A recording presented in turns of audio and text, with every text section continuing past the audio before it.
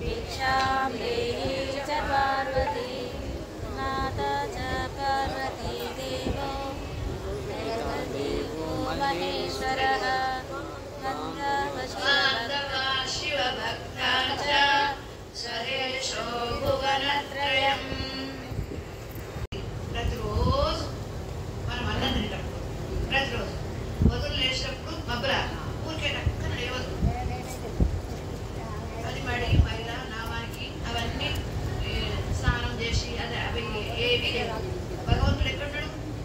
మీ లోపల సర్వాంతర్యామి అన్నప్పుడు మీ లోపల ఉన్నాడు. ఆయన లేకుండా లేవు. ఆయన ఉంటేనే ఆయన లేకుండా మనం లేవు.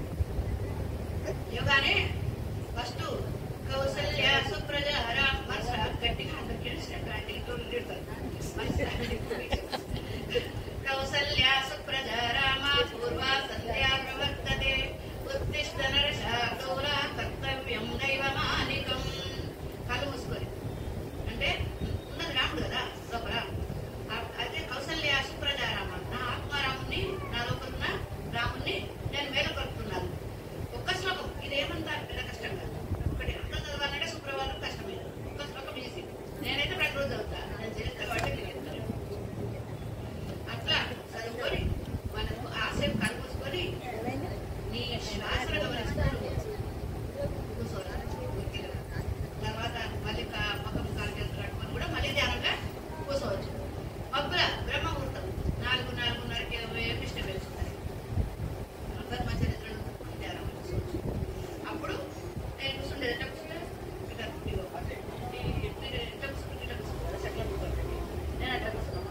ఈ కాలు ఈ కాలు పైన ఇది ఏంటిది? సిద్ధాసనం. ఇది ఎవరు? బుద్ధుడు చేసి బుద్ధుడు. మరి పద్మాసనం అంటే ఈ కాలు ఇది పడుకోవాలి. ఇది చాలాసేపు మనం ఉండాలి. ఇది ఇట్లా పెడితే సెట్ అయింది. ఈ బొక్క ఇటు సెట్ అయింది. ఈ బొక్క ఇటు సెట్ అయింది. ముఖాలు నొప్పులు రావు. నేనైతే వేళ్ళకి ఫైన్ అంటే కూర్చోండి. అందరూ మాదే పెళ్లి కాకపోతే నేను ధ్యానం అంటే చెప్తాను. ఇట్లా కూర్చొని నేను కలుపుకొని ఇట్లా సెట్ అయింది. నాదే సుబ్రహ్మణ్యేశ్వర స్వామి ఇక్కడ ఉండే ఒక్కొక్క కర్మలో దేవతలు ఉంటారు. మనం ఏమి కాదు. అట్లా ఈ శ్వాస అనేది మనం ఊరికే ఈ శ్వాసను గమనిస్తాం. ఇంకేమైనా నొప్పి ఏమైనా దానిగా మనసు పెట్టుకొని కూడా చూస్తాను. తగ్గిపోయింది కాలు నొప్పులు కీళ్ళ నొప్పులు ఏమైనా కష్టం దాని మీద మనసు శ్వాసను గమనిస్తాం. ఆ శ్వాస నువ్వు అన్నా అనుకున్నా అది పోతుంది వస్తుంది. నీ గమనం దాని మీద ఊరికే ఉండు ఉత్తమ యోగం. ఊళ్ళని గెలుపుడు దిక్కిన యోగం. రెండే అంటే అంతా రెండు అర్థాలల్లా ఇప్పుడు గంజా అన్నది ఒకటే, అవ్వ అన్నది రెండే. రెండే అక్షరాలు ఎక్కువ వస్తుంది. అక్షరాలు రెండే కానీ ప్రేమ అవ్వ అంటే ఎంత ప్రేమ ఉంటుంది. అట్లా ఏదైనా అంత పరమార్థం అనేది తెలుసుకొని ఎట్లా మాట్లాడితే ఇదండి మంచిగా మాట్లాడితే అయ్యో అమ్మాయి మంచిగా మాట్లాడితే మనసులో మాట్లాడుతుంది అంతే ఉంటుంది. నోరు నోరు వస్తే ఊరు అంటే ఊరికే ఉండడు ఉత్తమ యోగం. ఇది ఏదో ఒట్టి మాట చెప్పేటి భగవంతుడు చెప్పే మార్గాలు. నాకు చిన్నప్పటి నుంచి నాకు తెలిసి తెలియని వయసప్పటి నుంచి నాకు భక్తి ఇష్టం ఉన్నట్టు.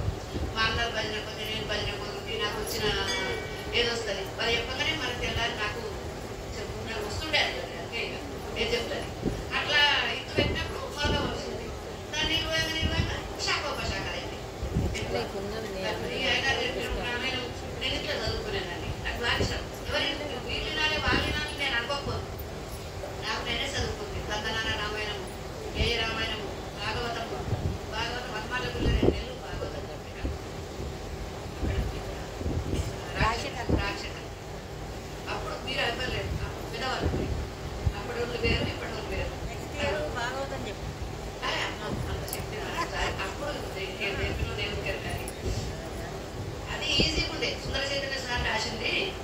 ఈజీగా ఉంటే అది చూసుకుంటా పాఠంలాగా అప్పుడు విన్నారు. ఇప్పుడు ఆ పెద్ద మనుషులు లేరు. అప్పుడే లేరు. కార్తీక పురాణం, మాఘ పురాణం, వైశాఖం ఏ మాసానికి ఆ పురాణాలు ఉంటాయి కదా, ఆ పురాణాలు కూడా చదువుతుంది. అట్లా ఈ రామాయణం అయ్యగారు చెప్పంగా విని ఊకెళ్ళి హస్తంగా విని విని నాకు ఇంట్లో చదువుతుంది. ఇప్పుడు మీరు అవకాశం ఇచ్చే వరకు ఇక్కడ మీ అవకాశం కల్పిస్తున్నందుకు మీకు శ్రీధకోటి ధన్యవాదాలు. ఈ సభ్యులకు కానీ, కమిటీ సభ్యులకు కానీ, పెద్దవాళ్ళకు కానీ అందరికీ శ్రీధకోటి ధన్యవాదాలు. పూజలైన మా తల్లిదండ్రులకు శిరస్సు నుంచి నమస్కరిస్తున్నాను. వారు జన్మ ఇచ్చినందుకు నా జన్మ ధన్యమైంది. అంతే. ఫస్ట్ మనం రాముడు కళ్యాణం, నేను అహల్య కట్టానికి వచ్చిన కదా, ఒక్క బలి చేసి రాముడు కళ్యాణం. రాగుడు మూతల బోలలాటలో తాగినాడు నా రామచంద్రుడు,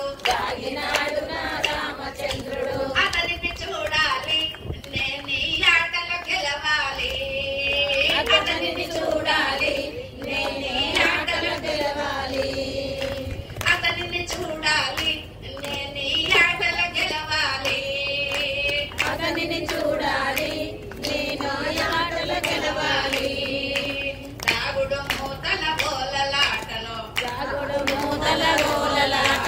తాగినాడు నా రామచంద్రుడు, అతనిని చూడాలి నేను ఈ ఆటలో గెలవాలి, అతనిని చూడాలి నేను ఆటలో గెలవాలి. కనకనలాడే జాతవేదుడా, కనకనలాడే జాతవేదుడా, అగ్ని కనకనాడే అగ్ని, కనకనలాడే జాతవేదుడా, కనకనలాడే జాతవేదుడా, కలకలలాడే ధరణి భారతి, కలకలలాడే ధరణి భారతి. మీలో ఉన్నాడా రాముడు మెంటన దాగాడా, మీలో ఉన్నాడా రాముడు మెంటన దాగాడా. రాముని చూశారా నా దేవుని చూశారా, రాముని చూశారా నా దేవుని చూశారా. రాముడు ఉన్నాడా మీలో దాగి ఉన్నాడా, నా రాముడు ఉన్నాడా మీలో దాగి ఉన్నాడా. రాగుడు మూతల బోలలాటలో తాగినాడు నా రామచంద్రుడు, అతనిని చూడాలి నేను ఈ ఆటలో గెలవాలి, అతనిని చూడాలి నేను ఈ ఆటలో గెలవాలి, అతనిని చూడాలి నేను ఈ ఆటలో గెలవాలి, అతనిని చూడాలి నేను ఈ ఆటలో గెలవాలి. నిగనిగలాడే వృక్షములారా, నిగనిగలాడే వృక్షములారా, కిలకిలలాడే పక్షుల్లారా, కిలకిలలాడే పక్షుల్లారా, నిగనిగలాడే వృక్షములారా, నిగనిగలాడే వృక్షములారా, కిలకిలలాడే పక్షుల్లారా, కిలకిలలాడే పక్షుల్లారా. కొండల్లారా కోనల్లారా, కొండల్లారా కోనల్లారా, వాగుల్లారా వంకల్లారా, వాగుల్లారా వంకల్లారా. మీలో ఉన్నాడా నా రాముడు ఉన్నాడా, మీలో ఉన్నాడా నా రాముడు ఉన్నాడా. నాలో ఉన్నాడా దేవుడు మీలో ఉన్నాడా, నాలో ఉన్నాడా దేవుడు మీలో ఉన్నాడా. రాముని చూశారా మీలో దాగి ఉన్నాడా, నా రాముని చూశారా మీలో దాగి ఉన్నాడా. నా దేవుని చూశారా మీలో దాగి ఉన్నాడా, నా దేవుని చూశారా మీలో దాగి ఉన్నాడా. రాగుడు మూతల బోలలాటలో తాగినాడు నా రామచంద్రుడు, అతనిని చూడాలి నేను ఈ ఆటలో గెలవాలి, అతనిని చూడాలి నేను ఈ ఆటలో గెలవాలి, అతనిని చూడాలి నేను ఈ ఆటలో గెలవాలి, అతనిని చూడాలి నేను ఈ ఆటలో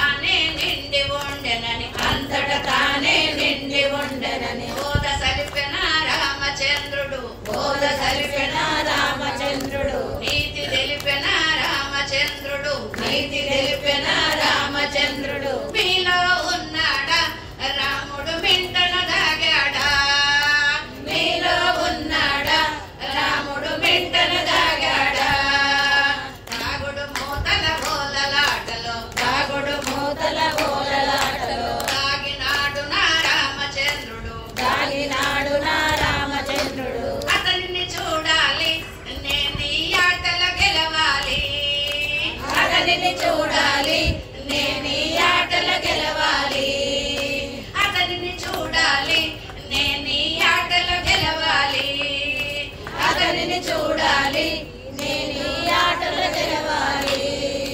ఇది నాకు, ఎందుకంటే ఆయన నాకు ఎప్పటికీ పరస్పర సంబంధం. ఎప్పుడు ఏ పని చేసినా కష్టమైన సుఖమైన ఎన్నో కష్టాలు అన్నీ ఏదన్నా కానీ భగవంతుని నామమే రక్ష. ఆ నామాన్ని విడిచిపెట్టేది లేదు. ఆయన రాక ఇదే దాగుడుకుతా అన్నాడు. తప్పకుండా నేను గెలుస్తాను మీద. ఈ పాట నాకు ఇష్టం అన్నాడు.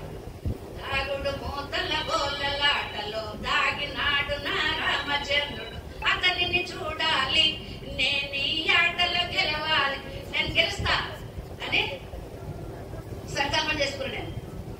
నేను ఎట్లా ఉన్నాడు రామ? శబ్దం వచ్చిందా? శబ్ద స్పర్శ రూప రస గంధ నీ లోపలే ఉన్నాడు.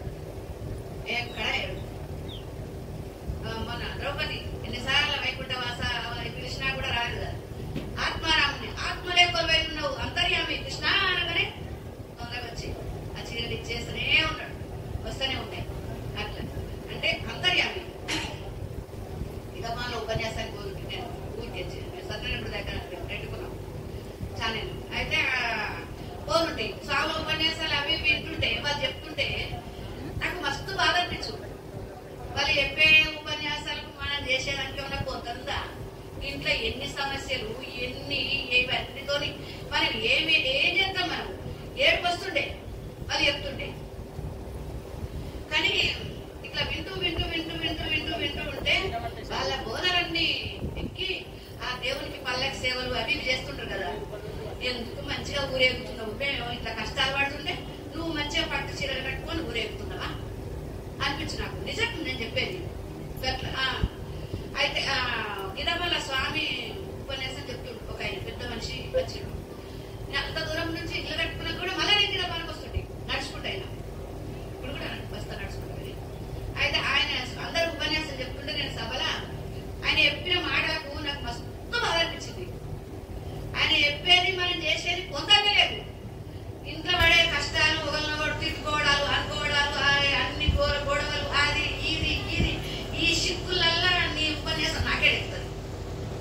నాకు అనిపించి స్వామి ఏమని అనుకున్నా కాదు, మనిషిని బ్రహ్మయ్య మట్టితో చేసినయ్యా, ఆడించుతున్నాడు బొమ్మలాగా, నిజం మనిషికి తెలువాలి మనిషిలాగా. స్వామి ఎట్లా తెలుస్తుంది అని అడిగిన. చెప్పు దీనికి సమాధానం. ఏం చెప్తాడా? దేవుడు ఎందుకు పుట్టించిందంటే చెప్తాడా? ఏం చెప్పలే. కానీ ఆయనకు అర్థమైంది నేను అడిగిన ప్రశ్న. ఇక వినటోనికి అర్థమైందో లేదో కానీ ఆయనకు అర్థమైంది. ఇక అందరూ అయిపోయింది. అయిపోయినాక నా దగ్గరికి వచ్చింది. అమ్మా నేను గీతాభవన్కి వచ్చిన, అందరికి చెప్తుంటే ఏదో ఇంటూరు పోతురు.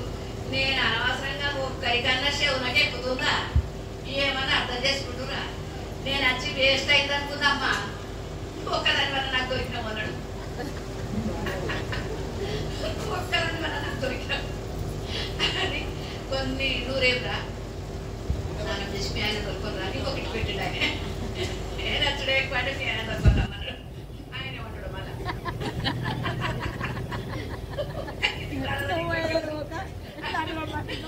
మీ ఆయన దొరకను పెళ్ళి ఉపన్యాసం అయిపోయాక మీ ఆయన దొరకరా నేను ఉపదేశం ఇస్తామా, నువ్వు నేను చెప్పింది నువ్వు పాటించు, నీకు తప్పకుండా నువ్వు తరిస్తావమ్మా అన్నాడు. అంటే ఇక ఏం చేయాలి? ఆయన కట్టాడు స్వామి. ఇక ఏమనాలి? సరే అని పోయినా. ఇక ఎట్లనో అట్లనో ఈయనడిగా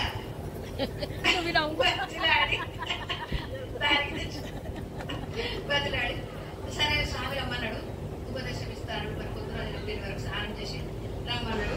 కొబ్బరికాయలు పాలలో ఏదో తీసుకొని రమ్మన్నాడు. అనగానే ఏమన్నా సరే అన్నాడు. సరే అని తీసుకొని వచ్చి కొన్ని మంత్రాలు నాకు ఆయన చెప్పి, అమ్మ తప్పకుండా నువ్వు కలిస్తావు. అడిగిన ప్రశ్నకి జవాబు ఇవ్వలేదు. దేవుడు ఎందుకు పెట్టించిందంటే, కానీ నువ్వు మాత్రం నీ తపన ఉన్నదమ్మా అని కొన్ని ముఖ్యమైన భగవద్గీత శ్లోకాలు ఉప్పు తీసుకొచ్చిన ముఖ్యమైన శ్లోకాలు నీకు పెట్టించింది. ఇవి చదువుకోమ్మా అని. ఇక నాకు భగవద్గీత అంటే పంచప్రాణం. ఎందుకంటే ఎప్పటికీ నేను పట్టుకున్న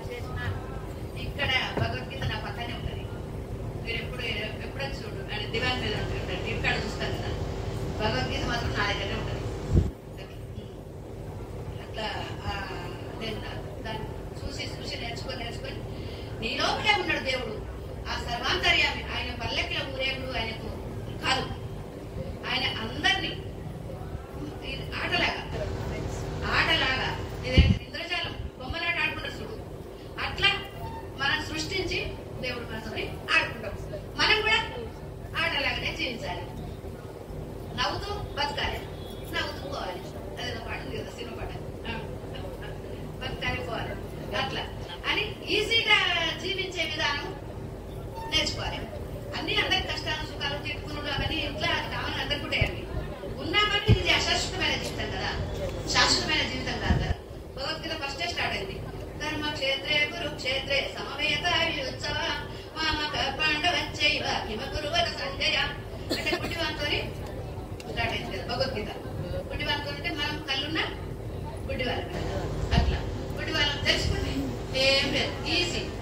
అంటే నీలో ఉన్నాడు దేవుడు, నాలో ఉన్నాడు.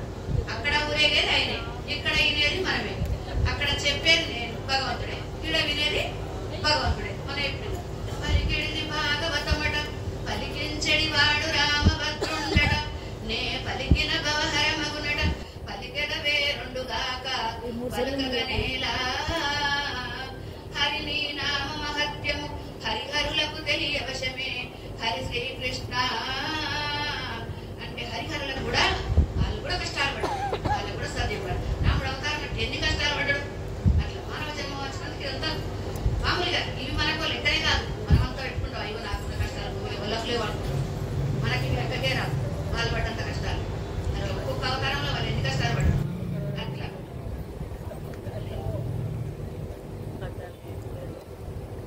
తుల్లి తుల్లి పడబోకే తుంటరి మనస తుల్లి తుల్లి పడబోకే తుంటరి మనస మళ్ళీ మళ్ళీ రాదోయి మానవ జన్మ మళ్ళీ మళ్ళీ రాదోయి మానవ జన్మ ఎందుకొరకు జన్మించావో ఏమి కర్మ చేస్తుండ్రు ఎందుకు తెలుసుకుంటున్నామా తినాలి ఎంజాయ్ చేయలే టూర్లు అనుకోవాలి ఇది ఏం లేదు. ఎందుకొరకు జన్మించావో ఏమి కర్మ చేస్తున్నావో తెలియలేవు నరుడా దివ్య బోధ నీవు నేర్చినప్పుడు ఇంత గీతమాల నీ బంధువులెందరూ ఉన్నా నీకు గుర్తుంది కదా, నీ వెంటరారు ఒకరన్నా నీ బంధువులెందరూ ఉన్నా నీ వెంటరారు ఒకరన్నా మిగిలేది నీ కర్మ ఫలమే సుమ్మ పాపం పుణ్యం రెండే మిగులుతాయి. ఎక్కడ సంపాదించాలి ఇక్కడ విడిచిపెట్టి పోవాల్సిందే. తుల్లి తుల్లి పడబోకే తుంటరి మనస మళ్ళీ మళ్ళీ రాదోయి మానవ జన్మ. మళ్ళీ మనం ఇందామంటే ఇప్పుడు ఇదే హరికథ మళ్ళీ వస్తున్నాం. నేను హరికథ ఎంత బాగా చెప్పాడని మళ్ళీ వస్తున్నాం, మళ్ళీ ఏడాదికి ఒకసారి. ఇప్పుడు మనం ఎప్పుడున్నామో ఎప్పుడు పోతాం. తుల్లి తుల్లి పడబోకే తుంటరి మనస మళ్ళీ మళ్ళీ రాదోయి మానవ జన్మ. ఎంత గొప్ప పదవులు ఉన్నా చక్రవర్తి తానై ఉన్నా, ఎంత గొప్ప పదవులు ఉన్నా చక్రవర్తి తానై ఉన్నా చావు తప్పబోదన్నా పరమహంసకైన ఈ వన్నెల చిన్నెల కన్నా పరమేశుని కృప ఏమిన్నా, ఈ వన్నెల చిన్నెల కన్నా పరమేశుని కృప ఏమిన్నా. అదే మనకు లేకున్నా బ్రతుకంత సున్నా. తుల్లి తుల్లి పడబోకే తుంటరి మనస మళ్ళీ మళ్ళీ రాదోయి మానవ జన్మ. ఎప్పుడుంటామో ఎప్పుడు మనం కానీ ఉండాలి, తయారు కావాలి, అన్ని కావాలి. కానీ ఇది నమ్మ ఆకర్షితమైందని మనసులో నీ దృష్టి వేరు, అంతర్ముఖం వేరు, బహిర్ముఖం వేరు. ఏదున్నా నీ మనసు పరమాత్మకం అనిపించు. గొప్ప కులము నాదే అనచు ఇంకా మనమేమనుకుంటాం గొప్పలం, గొప్ప కులము నాదే అనచు హెచ్చు తగ్గులు నాయనచు, గొప్ప కులము నాదే అనచు హెచ్చు తగ్గులు నాయనచు సాటి వారి నీళ్ళలో కించపరచబోకు. మట్టి కొండ ఈ దేహం విడిచిపెట్టు నీ సందేహం, మట్టి కొండ ఈ దేహం విడిచిపెట్టు నీ సందేహం. అందరిలో వెలిగేటి పరమాత్ముడొక్కడే. తుల్లి తుల్లి పడబోకే తుంటరి మన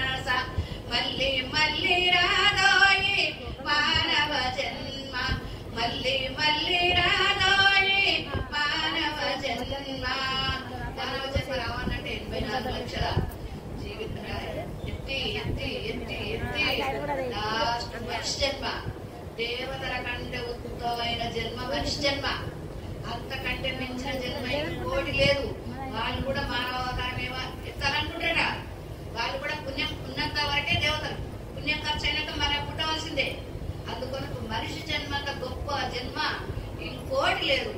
అన్ని ఇట్లా అంబాడే 4 గాళ్ళు ఇట్లా ఉంటాయి జంతువు. ఒక్క మనిషి 2 గాళ్ళు నిలువు. నిలువు ఎందుకు పెట్టిండు అంటే నువ్వు తిను, సుఖపడు, ఉండు, అన్ని చెయ్యి. కానీ ఈ శ్వాస అనేది ఇక్కడ మేలడు. ఈ భగవంతుని ఏరుకునే మార్గాలు పెట్టిండు ఇక్కడ మనకి. ఇక్కడ వరకు పని ఉంటాయి చెప్పిన పద్ధతి కూడా.